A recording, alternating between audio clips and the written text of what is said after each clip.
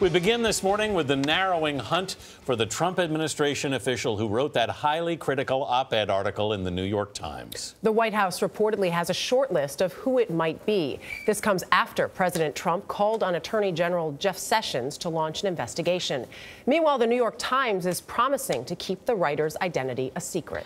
The newspaper released a statement reading in part, quote, "The president's threats both underscore why we must safeguard the identity of the writer of this op-ed and serve as a reminder of the importance of a free and independent press to American democracy."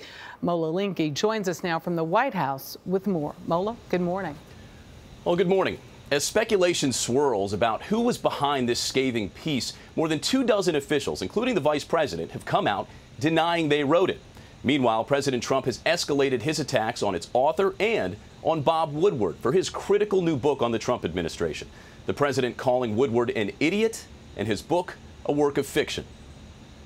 Totally phony quotes. I mean, totally like fraudulent books.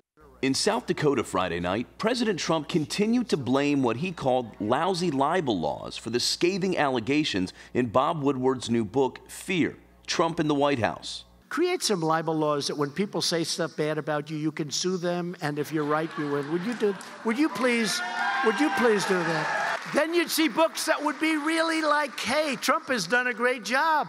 Earlier in an interview, Mr. Trump said it's only a matter of time before the White House figures out the identity of the anonymous official who claims to be part of a resistance within the administration. When you first saw this New York Times piece, in your gut, who's the first person that came to your head? Well, I could think of 4 or 5, mostly people that either I don't like or respect. The fact is that we'll find this person. He believes it's somebody in national security.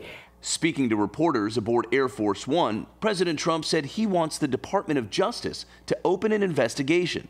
Jeff should be investigating who the author of that piece was, because I really believe it's national security.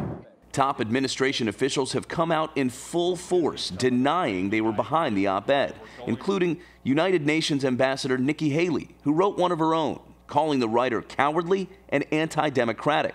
The Times should never have done that, because really what they've done is virtually, it's treason. Some Republican lawmakers disagreed they would go that far. No, it's not treason under the law. It's disloyalty. It is cowardly. House Republican leader Kevin McCarthy said in a letter to the editor to the New York Times that the official should be exposed and fired. The Department of Justice has declined to comment. Anthony? Mola Lenghi at the White House. Thanks, Mola.